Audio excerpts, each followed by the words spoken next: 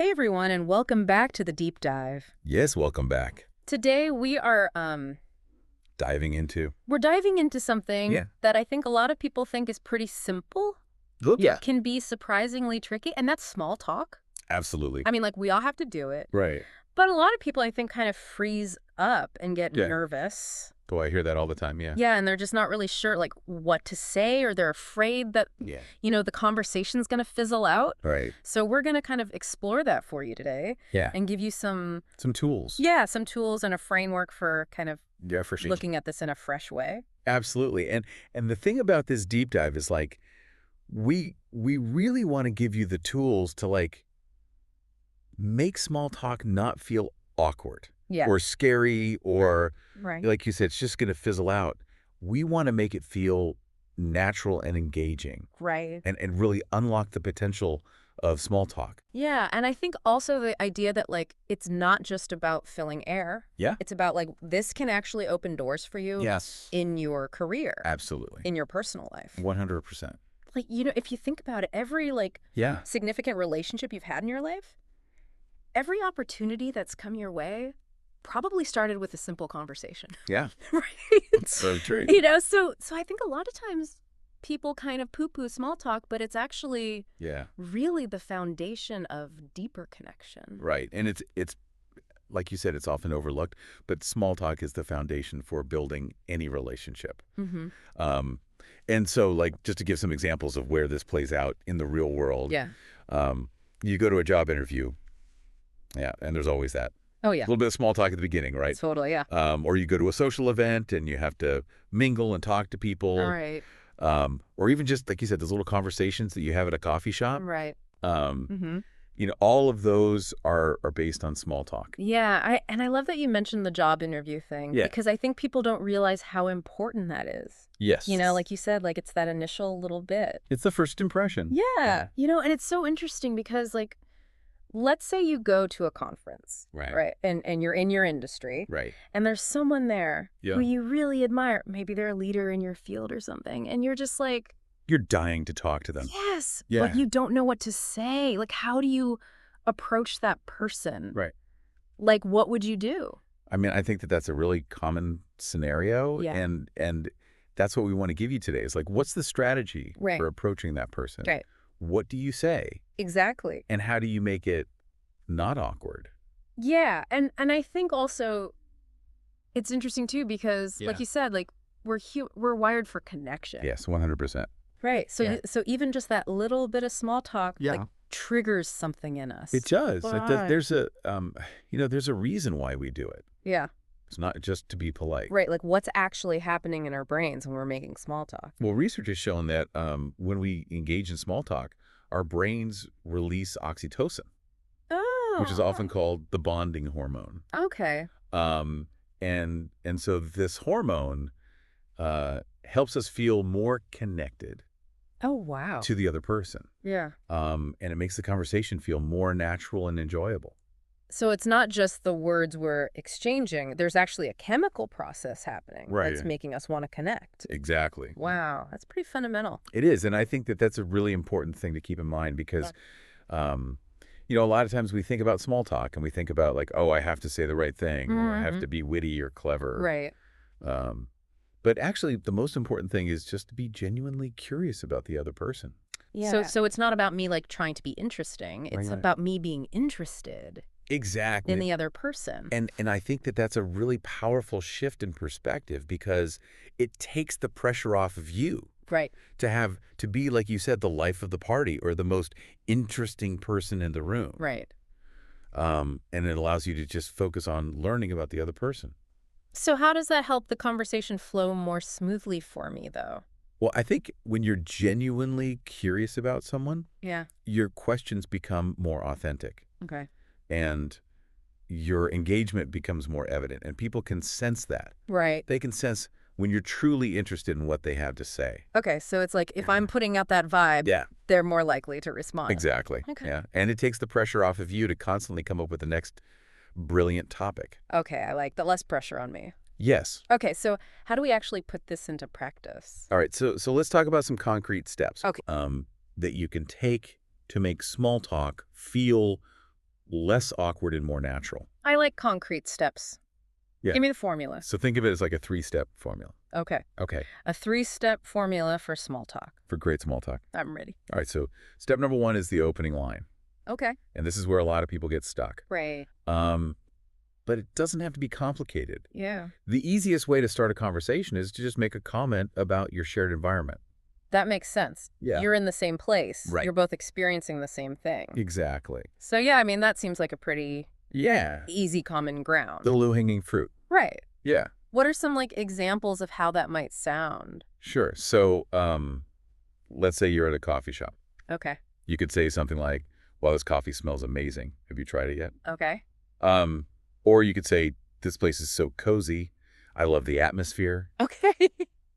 Or if you're outside, you can say something like, "It's a beautiful day today. Have you been enjoying the weather?" Right. So just these like little observations about your surroundings. Yeah, and again, like those aren't controversial. Right. They're not demanding. Not- It's just like a simple. Yeah, it's just an invitation Yeah. to start a conversation. Right. Yeah. Okay, so I've made my opening remark. Right. Now what? Okay, so step number 2 is to ask open-ended questions. Okay. And this is really important for keeping the conversation going Okay. and learning more about the other person. Okay, so remind us again, like what's the difference between a closed-ended question Yeah. and an open-ended question? So a closed-ended question is a question that can be answered with a yes or no. Right. So, for example, are you enjoying the event? Right. That's a closed-ended question. And then that could be it. Right. And then the conversation kind of dies Right. right there. Okay. An open-ended question is a question that encourages the other person to elaborate Okay. and give more information. So I want to ask questions that are going to get them talking. Exactly. Yeah. Not just yes or no. Right. Okay. Right. Give me some example. Okay. So instead of saying, "Are you enjoying the event?" Yeah. you could say, "What's been the most interesting thing you've seen or heard at the event so far?" Okay. Or if you know that the person is from out of town, you could say, Yeah. "What brought you to our city?" Okay. Or if you're at a conference, you could say, "What are you hoping to learn from this conference?" Okay. I see. So it's Yeah. instead of just like a simple yes or no, I'm asking a question that's going to require them to tell me a little something. Exactly. Okay. Yeah. Okay. So step 1, comment on the environment. Right. Step 2, open-ended questions. Yes. What's step 3? Step 3 is active listening and follow-up questions. Okay. So this is where you really show the other person that you're paying attention Okay. and that you're interested in what they have to say. Right. And so one way to do this is to simply repeat back or acknowledge what they've said. Okay. So, for example, if they say, "I'm from California," you could say, "Oh, you're from California. That's interesting. I've always wanted to visit." Okay. And then you could follow up with a question like, "What part of California are you from?" Okay. So I'm not just like listening Yeah. to the words, but I'm showing them that I'm processing it and then asking a relevant follow-up question. Exactly. And I think that that's really important because it shows that you're not just going through the motions. You're actually engaged in the conversation. Right. Yeah. Okay. So can you give me another example of like how those follow-up questions might work? Sure. So let's say someone says, "I'm a big fan of hiking." Okay. You could say, "Oh, you like hiking? That's cool. What's your favorite trail around here?" Okay. Or if someone says, "I work in marketing," you can say, "Oh, you work in marketing. That's fascinating. What's the most rewarding part of your job?" Okay. So just these little follow-up questions Right. that show that you're listening and that you're interested. So I'm really making it a back and forth. Exactly. Right. It's not just me talking at them. Right. It's a dialogue. Yeah. Yeah. Okay. So this 3-step formula seems very doable. Actionable. Actionable. Yeah. I like that. Mm. Comment on the environment. Right. Open-ended questions. Yes. Active listening and follow-up questions. That's it. Okay. Yeah. So I'm curious, are there people who we might be surprised Oh, yeah. to learn are actually really good at small talk? Absolutely. Like, what are some examples? Well, I think, a lot of times we think about people who are really good at small talk, and we think about like extroverts or people who are really outgoing. Right. But actually, some of the most successful people in the world are actually introverts.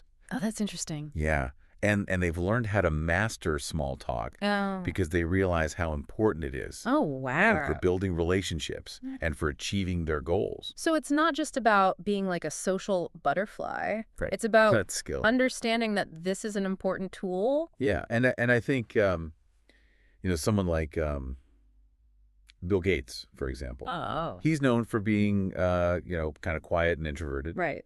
but he's also incredibly successful. Right. And one of the reasons for his success is that he's really good at connecting with people. Interesting. And that starts with small talk. So he's kind of like learned Yeah, to use this to his advantage, exactly. even though it might not be his natural inclination. Right. And I think that that's really encouraging Yeah. because it means that anyone can learn how to do this. Right. And It's not just something you're born with. Exactly. Okay. Yeah. So what's like a challenge that our listeners can take away from this? Okay, so here's a challenge for you. Okay. In the next 24 hours, try to start a conversation with someone you don't know. Oh. It could be the barista at your coffee shop. Okay. It could be someone you see on the bus. Right. It could be the cashier at the grocery store. Okay. And just use one of those opening lines that we talked about. Yeah. Comment on the environment. Right. Ask an open-ended question Yeah. and just see what happens. I love that. And I love that it's such a low stakes Yeah. kind of thing. Totally. Like it doesn't have to be anything. It's just practice. Huge. Yeah. Yeah. It's just like dip your toe in the water Exactly. and see what happens. And just notice how it feels. Right. Yeah. Okay, so as we kind of wrap up here, Yeah. what's the most important thing that you want our listeners to remember? I think the most important thing to remember about small talk is that it's not about you. Okay. It's about the other person. Really driving that home. Yes. Okay. It's about being genuinely curious and interested in the other person. I like it. And when you approach small talk from that perspective, Yeah. it takes the pressure off of you. Right. And it makes the conversation more enjoyable for both of you. Right, because you're not so worried about what you're going to say next. Exactly. You're just present in the moment. Listening to the other person. And learning from them. Right. Yeah. So we talked about like why small talk is important. Right. What's happening in our brains when we do it. The science behind it. Yeah. Yeah. And we gave them a formula. A free step formula. Yeah. So now you have no excuse. Right. Go out there and practice. Yes, go out and small talk. Yes. So here's a final thought for you. Yeah. What could happen in your life Right. if you got really good at small talk? Yeah. What doors could open for you? Yeah. What connections could you make? How could you enhance your career? Yeah. Deepen your personal relationships just by getting a little bit better at this one skill? Absolutely. So think about that and let us know Yes. what happens. We want to hear from you. Yeah, we want to hear from you. Yeah. Okay, everyone. That's it for the deep dive. We'll see you next time. See you next time. Bye. Bye.